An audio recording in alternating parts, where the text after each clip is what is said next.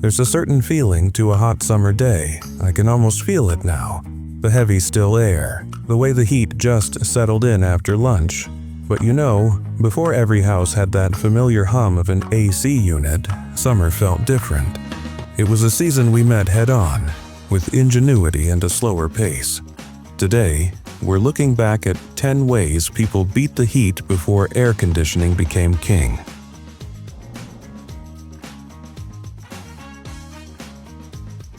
Back in the early 1900s, many homes, especially in the South, featured a screened-in sleeping porch. It was a simple idea: move your bed outside to catch any breeze that might come through at night.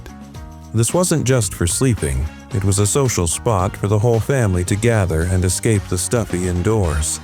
They faded away as window fans and, later, air conditioning made the inside of the house the coolest place to be once again.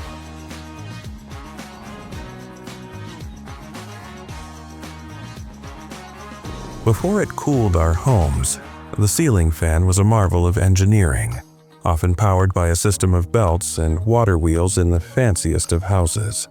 They worked on a simple principle: moving air over skin makes you feel cooler, even if the air itself is warm. They were a sign of a modern, comfortable home.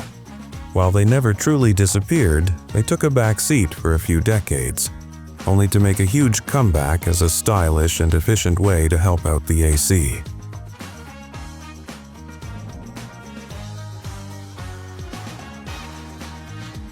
This was the original refrigerator.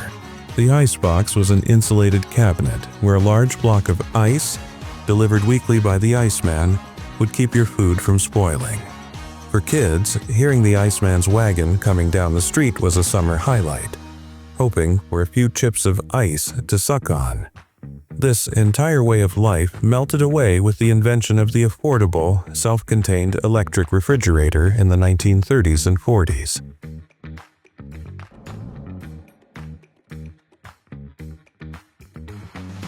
If you look at old photos from the 1940s and 50s, you'll see almost every window had a striped canvas awning.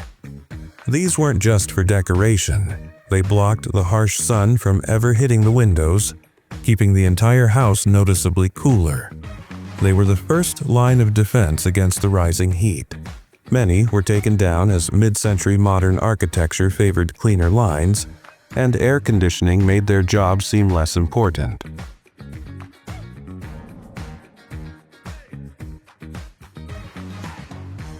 For a kid, there was no better call on a hot day than your mom telling you to go run through the sprinkler.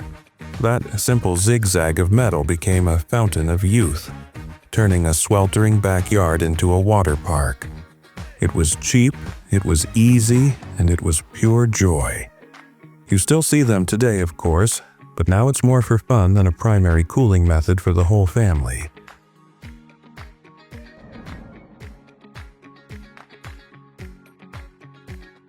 Before it could be built into a ceiling, the electric fan was a heavyweight champion of cool. That oscillating table fan, with its distinctive clunk as it turned side to side, was the centerpiece of any room.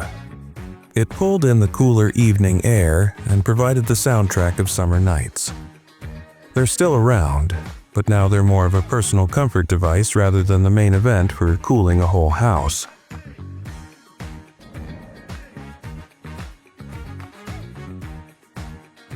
When the heat was unbearable, the solution was often a short trip to the local drugstore soda fountain or the root beer stand. Sliding onto a cool vinyl stool and ordering an ice-cold root beer float or a cherry Coke was instant relief. It was a treat, a social event, and air conditioning all in one. The decline of the classic soda fountain and the rise of home refrigerators made this a special occasion trip rather than a daily remedy.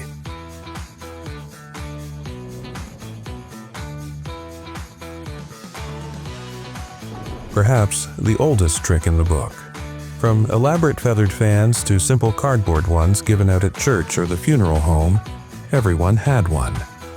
It was personal, portable, and surprisingly effective. A few flicks of the wrist could create your own little breeze anywhere you went. While they're not a necessity anymore, you'll still see them in church pews in the South. A quiet nod to a timeless tradition.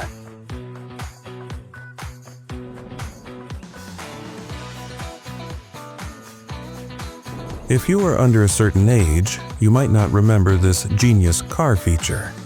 Before AC was standard, cars had little triangular windows in the front that you could crank open. When you were driving, it would funnel air directly into the car like a wind tunnel. It was the absolute best way to get a breeze going on a family road trip. They were eventually eliminated by car designers to make cars more aerodynamic and, of course, to make air conditioning a more attractive option.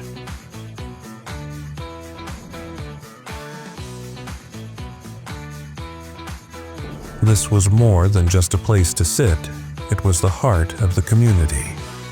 After the sun went down and the house was still hot, everyone moved to the porch. You'd catch the breeze, chat with neighbors walking by, watch the fireflies, and just be together. The front porch was where we cooled off both our bodies and our minds.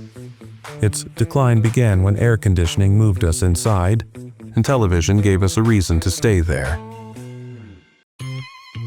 It's funny, we might have more control over the temperature now, but sometimes I miss the way those old solutions forced us to be a little more inventive and a little more connected to each other.